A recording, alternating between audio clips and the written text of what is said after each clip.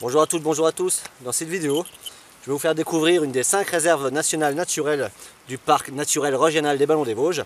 En l'occurrence, aujourd'hui, on va s'intéresser à la réserve nationale du Frankenthal. Alors le nom complet est difficile à prononcer, hein. C'est Frankenthal Misheimle. Je vous l'écrirai en bas en description, c'est plus simple. Alors cette réserve du Frankenthal est très connue, très utilisée par les pratiquants de randonnée et de trail. Et quand je dis connue, c'est plutôt dans le sens très fréquenté, parce que lorsqu'il s'agit de sa connaissance, donc les spécificités de cet endroit, au regard donc des comportements, des mauvais comportements qu'on peut y constater, on se demande vraiment si le mot connu est adapté. Pour nous rendre dans cette réserve, entre guillemets, parce qu'on va pas y aller, on va se contenter de marcher au-dessus. Bon, pour rejoindre cette réserve, je me suis garé à un endroit qui s'appelle le Collet, hein, au-dessus d'un col. Et puis j'ai suivi un sentier qui m'amène donc sur la chaume du Chitelet. Donc là on est sur la chaume du Chitelet. Et puis de cette chaume, on va monter sur les crêtes, donc sur les sommets. On va se rendre au col du Falimont, et depuis ce col du Falimont, on va prendre le GR5 qui va nous ramener au col de la Schtourte. Et tout au long donc, de cette portion du GR5, eh ben, on va longer par le haut la réserve naturelle du Frankenthal.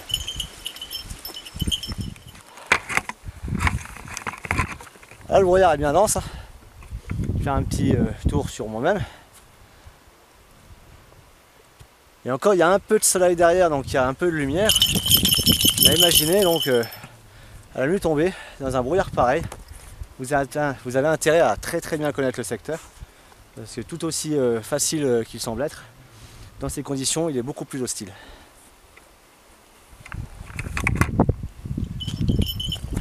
Je suis arrivé au col du Falimont, on se trouve à 1297 mètres d'altitude.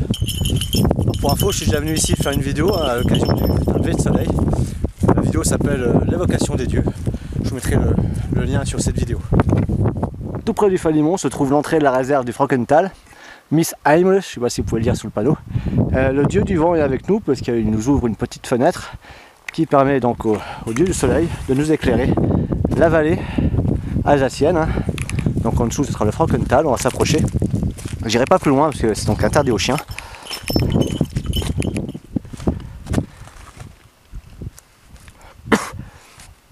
On a vraiment beaucoup de chance, on dirait que les dieux sont avec nous. Vous avez donc vu sur cette vallée du Frankenthal, alors Thal, hein, dans le langage local, un Thal, T-H-A-L ou T-A-L en fonction des panneaux qui font parfois des erreurs. Donc Thal veut dire vallée tout simplement, et Franken c'est les francs. Alors l'explication est simple, hein, cette donc réserve qui fait 746 hectares, un peu plus, c'est 746,36 il me semble. C'est la réserve naturelle, nationale naturelle, je sais jamais comment on dit, numéro 126. C'est une réserve dans notre parc naturel régional depuis 1989. Donc, son nom Frankenthal vient des traces, ses premières traces d'occupation, à savoir des l'époque mérovingienne, hein, les rois donc issus de Clovis. Alors on va trouver un peu plus bas, alors là-bas, hein, quand on remonte vers les crêtes, une grotte qui s'appelle la grotte d'Agobert, avec une petite anecdote, je vous raconterai tout à l'heure en marchant à la limite.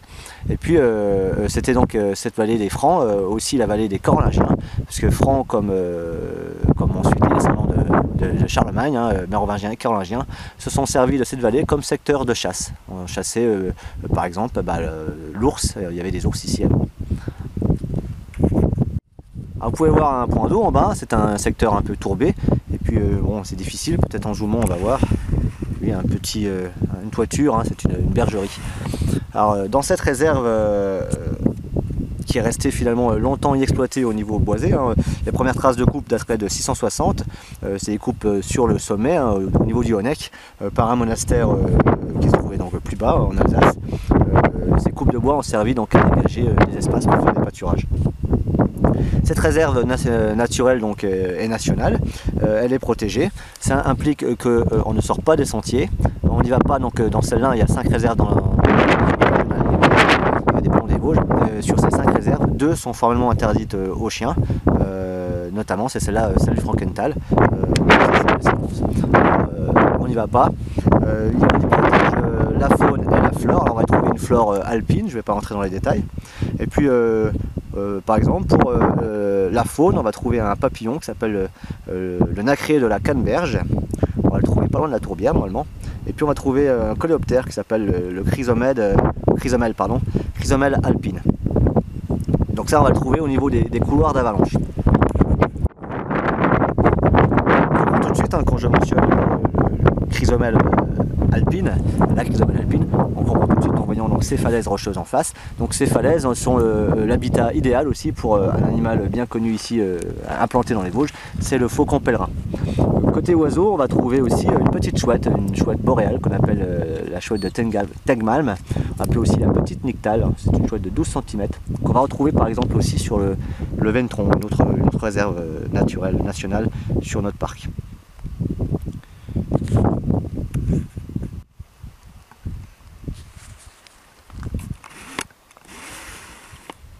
Alors au niveau des mammifères, on va trouver par là souvent des chamois qui aiment monter jusqu'au sommet, alors qu'ils sont vraiment habitués à la présence des touristes. On s'approche d'eux à 50 mètres la plupart du temps. Et puis on va trouver bien sûr des chevreuils. On ne trouvera pas de lynx, même s'il peut passer par là depuis sa réimplantation, tout simplement parce que la surface de la réserve n'est pas suffisante pour constituer l'habitat du lynx. Dans le chemin, il fait plutôt frais, pour pas dire froid. J'ai perdu bien 5 ou 6 degrés par rapport à la température d'endroit où je me suis stationné. Alors si j'avais d'abord un peu chaud en montée, en statique, c'est plus la même limonade. Alors le falimon, en allemand, fallen veut dire tomber. Donc ça devrait mettre la puce à l'oreille. Et si je vous en parle, c'est parce que ce secteur là est un secteur mortel, notamment sur un sentier qu'on appelle le sentier des roches. Je passe en voix off à cause du vent. Là, je vous parle du sentier des Roches en contrebas, sentier qui est aussi en partie le GR 531, et explique qu'on y déplore environ 2 morts par an. Et on parle de morts sur le sentier des Roches, qui est à mon sens une injustice, parce que les gens qui s'y tuent souvent sont des gens qui sont sortis du sentier balisé. Donc je rappelle l'intérêt de bien respecter le balisage de ce sentier. Le temps de vous expliquer tout ça, les nuages vont de nouveau recouvrir déjà le sommet, et puis doucement la vallée. On entend voilà, derrière moi, donc ça c'est le bruit d'un autre oiseau typique de l'endroit, le grand corbeau.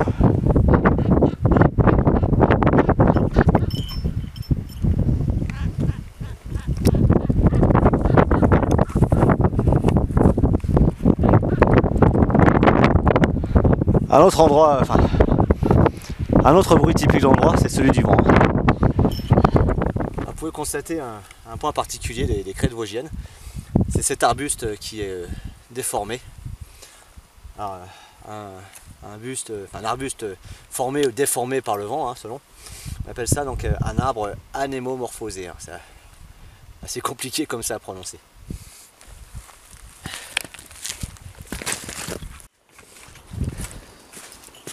Toujours sur le GR5, ici on se trouve à l'abri du vent. On est dans une forêt typique de l'altitude, des crêtes. Il s'agit d'une étrée d'altitude. On peut voir qu'on n'a pas affaire à des troncs très massifs, hein, ni très hauts ni très grands, et puis souvent ils sont biscornus. Donc ce sont les conditions climatiques qui les amènent à cette forme. Il faut savoir que la réserve du Frankenthal, donc qui est juste derrière là-bas, hein, en dessous, a un climat subarctique.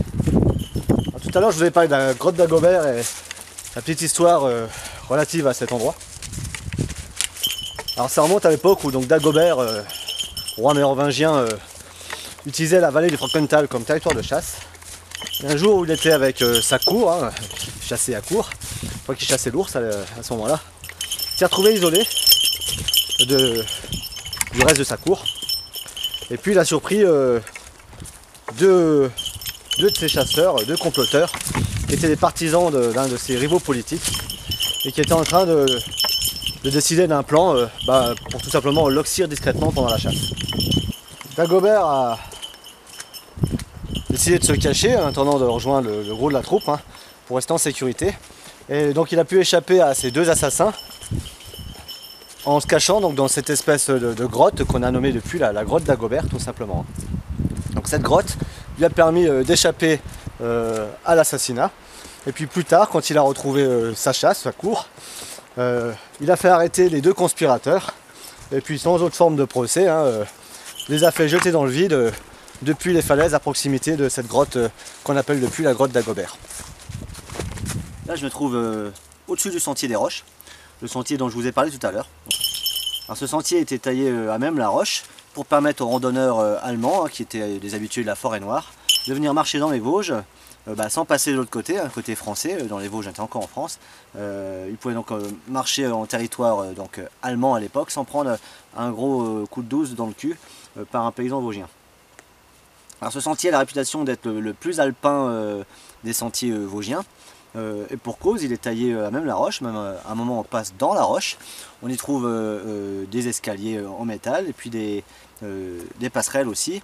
L'endroit est vraiment pas large. Alors ce sentier fait souvent l'objet de polémiques. Quand est-ce qu'on va prendre des mesures? À chaque fois qu'on entend que quelqu'un s'y est tué, et c'est à peu près donc 2 morts par an qu'on trouve, non pas sur ce sentier à mon avis, mais à côté du sentier. Il faut savoir que donc, ce sentier passe dans la réserve naturelle.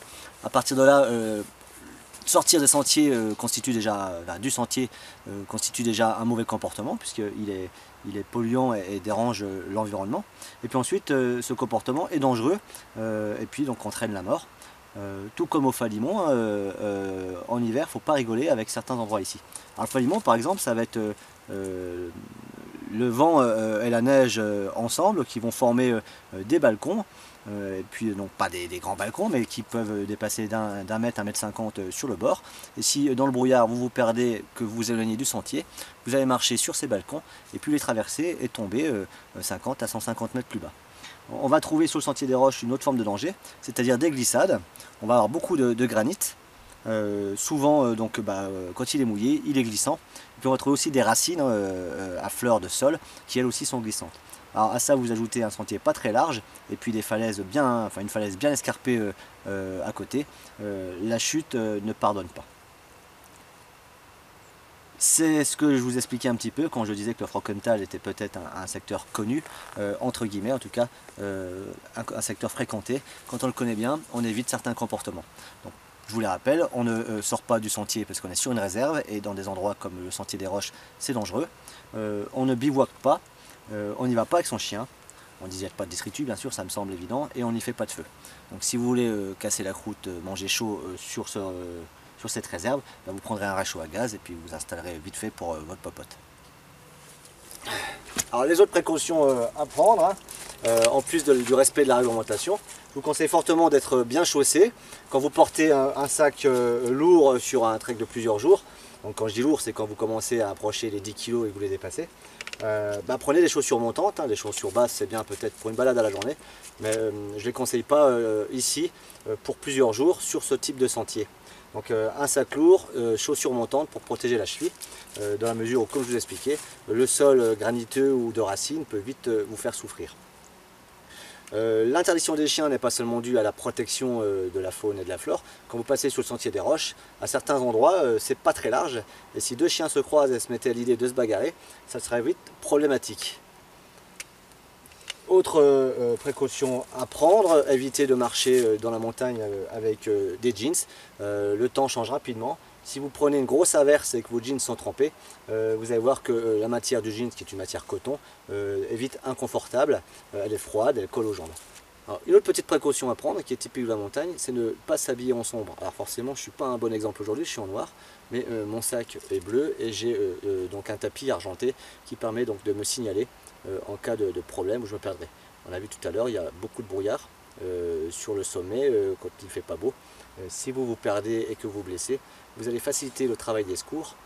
Si vous êtes habillé ou si vous portez un sac avec des couleurs vives, si vous êtes entièrement en camouflage, sac à dos camouflage, ça va poser problème.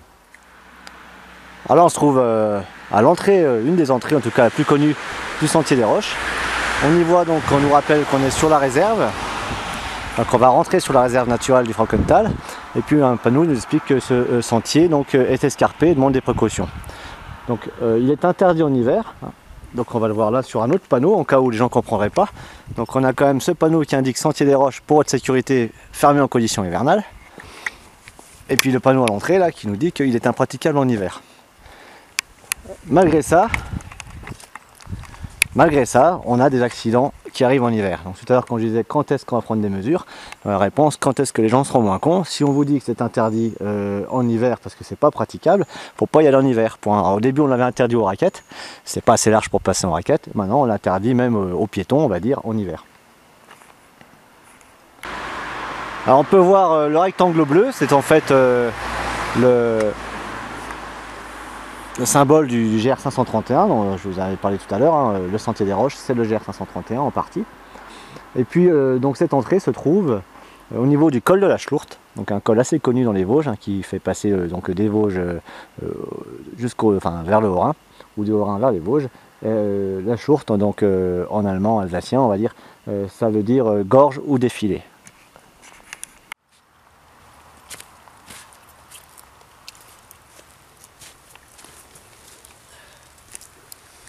On va arrêter là de notre découverte de la réserve naturelle nationale du Frankenthal. Elle continue un peu après le col de la Schlourte vers le nord-ouest du col. On a encore un peu de territoire faisant partie de cette réserve. Mais pour aller donc de ce côté-là, il faudra que je rentre sur la réserve et je ne peux pas y aller avec le chien. On va rentrer au véhicule qui se trouve au col du Collet en suivant un sentier balisé par le Club Vosgien. Il a un autre balisage. C'est un balisage, si vous voyez ça donc dans les Vosges, je ne sais pas si ça se fait dans vos régions, un trait jaune et un trait rouge, c'est les GRP, donc les grandes randonnées de pays. Il s'agit de sentiers balisés et qui correspondent à des randonnées d'environ une semaine. Pour l'heure, cette vidéo est terminée, je vous remercie de l'avoir regardée et je vous dis à une prochaine.